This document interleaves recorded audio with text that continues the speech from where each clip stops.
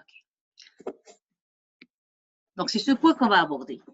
Alors, qu'est-ce que ça veut dire une optimisation avec une contrainte d'égalité? Ça veut dire que je veux trouver le minimum d'une fonction ou le maximum d'une fonction, mais avec une contrainte supplémentaire. Donc, le problème est le suivant. On veut optimiser une fonction f sous la contrainte g de xy égale à k. Je dis une contrainte d'égalité, ça veut dire que j'ai un égal ici.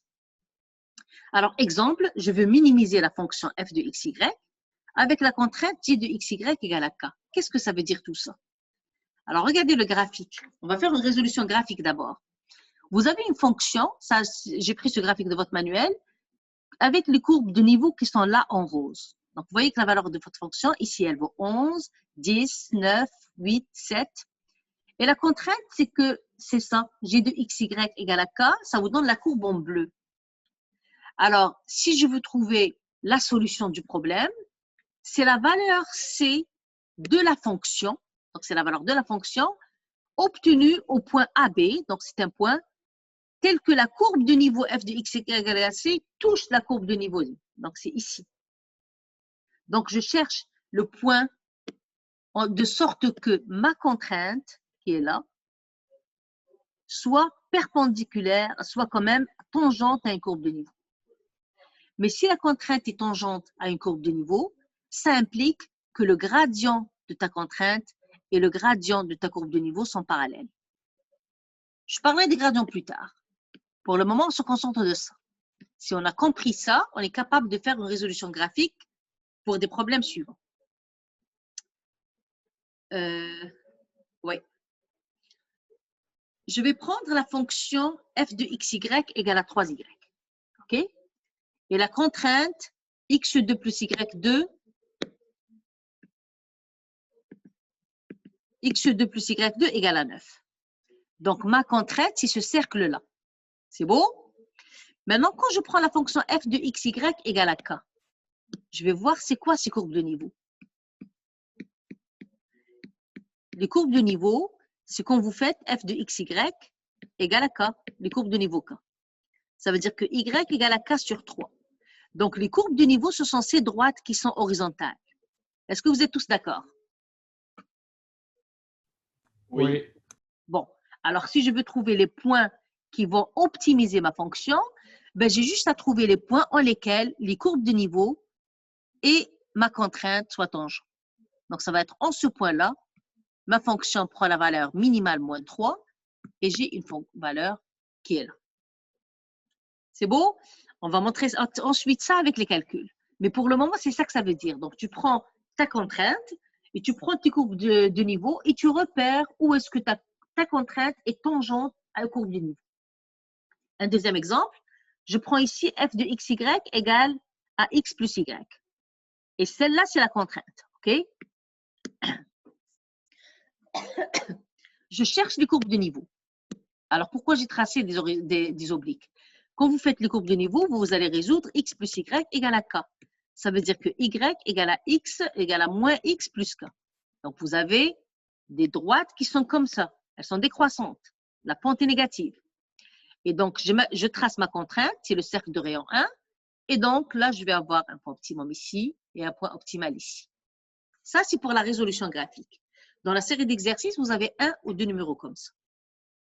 Est-ce que c'est clair jusque-là? Alors, on va se donner un outil algébrique pour la résolution. On va se donner un outil algébrique.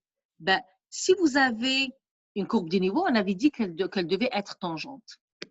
Je reviens à mon graphique. Je vais représenter le gradient de f. Donc, le gradient de f en ce point, il va être perpendiculaire à la courbe de niveau. Alors, est-ce qu'il va être orienté de gauche à droite ou à droite à gauche? Comment je vais l'orienter mon gradient? Il va aller vers la droite. Parce que ma fonction augmente. Il est comme ça, mon gradient. OK?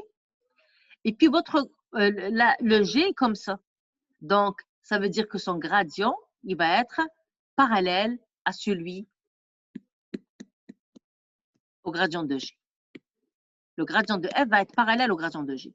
Alors, s'ils sont de même sens, ben là, puis vous savez, dans relation vectorielle, quand vous avez deux vecteurs parallèles, ça veut dire que l'un s'écrit comme une constante fois le deuxième. La constante lambda va être positive si les vecteurs ont le même sens et elle va être négative si les vecteurs ont de sens contraire. Alors, c'est quoi un multiplicateur de Lagrange? C'est cette valeur lambda. Donc, si f de AB est une valeur optimale de la fonction, le gradient de f en AB va être parallèle au gradient de G en AB. Et cette relation de parallélisme, elle se traduit par l'existence d'un lambda, tel que le gradient de f égale lambda fois le gradient de G. La constante lambda qui satisfait cette relation, c'est elle qu'on appelle un multiplicateur de Lagrange. Est-ce que vous avez compris c'est quoi un multiplicateur de Lagrange? Oui. Parfait.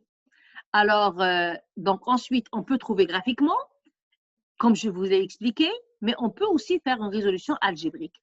Donc, je vais juste donner l'idée de base et puis je reviendrai sur ça vendredi. Je reprends ce même problème-là. OK? Je vous rappelle le problème qui a été résolu graphiquement. Je vais prendre celui-là, par exemple. f de x, y égale x plus y et x de 2 plus y2 égale à 1. Non, celui-là, il est fait en détail ici. Bon, je vais le reprendre, c'est pas grave. OK? Donc, je dois résoudre le système. Donc là, vous mettez toujours votre contrainte. Vous la rajoutez. Alors, la contrainte, elle doit être toujours sous la forme une fonction égale constante. Méfiez-vous, dans des examens antérieurs, on vous met des x de part et d'autre, mettez tout le monde d'un même côté et les constantes d'un côté. C'est la première précaution à prendre. Est-ce que c'est clair pour ce point? Oui. Oui, c'est important. Ensuite, vous allez mettre gradient de f égale lambda par le gradient de g. Donc, vous allez obtenir un système.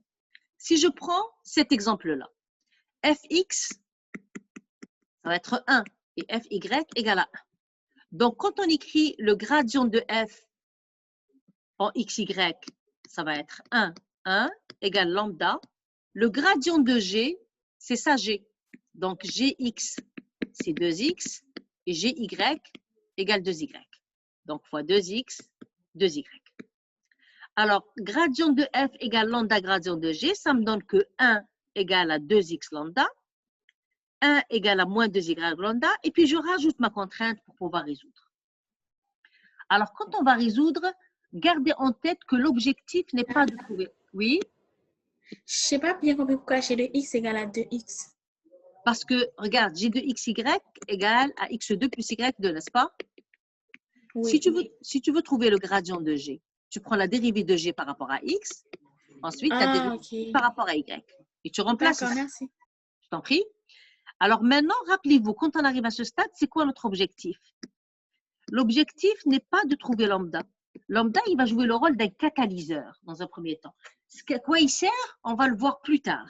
Pour le moment, dans notre système, il va jouer le rôle d'un catalyseur. Si vous le trouvez pour trouver x et y, c'est bon. Si vous ne le trouvez pas, ben, ce n'est pas grave. OK? Donc là, quand je regarde la première équation, donc la difficulté dans ce type de problème, c'est la résolution de ce système. Admettons que je vais essayer de le résoudre. OK? Je vais prendre la première équation, celle-là. Qu'est-ce que j'ai comme information à partir de 1? J'ai 1 égale à 2 lambda x, donc je suis sûre que mon lambda est différent de 0. Parce que si mon lambda égale à 0, je ne pourrais pas avoir égal à 1. Êtes-vous d'accord? Oui. Oui. Donc, il n'y a pas une méthode standard pour la résolution. C'est du cas par cas. Donc, ça veut dire que je peux tirer que lambda égale à 1 sur 2x. Et puis, de la deuxième, je remplace le lambda par 1 sur 2x. Donc, je vais avoir 1 égale à 2 fois 1 sur 2x fois y. Ça veut dire égale y sur x. Ça veut dire que y égale à x. Ensuite, je prends ma troisième équation et je remplace. Donc, j'aurai x2 plus x2 égale à 1. C'est-à-dire que x égale à plus ou moins 1 sur racine de 2. Et le y égale à x. Ça me donne les points plus ou moins 1 sur racine de 2 et plus ou moins 1 sur racine de 2. Ce sont les deux points qui sont là. Celui-là et puis celui-là. Maintenant, je vais savoir lequel me donne un min, lequel me donne un max. Ben, j'ai juste à évaluer ma fonction là-dedans. F de 1,5, ça me donne 2 sur racine de 2. C'est le max de f. Et puis, l'autre, il me donne moins 2 sur racine de 2. C'est le min de f. Est-ce que ça va jusque-là?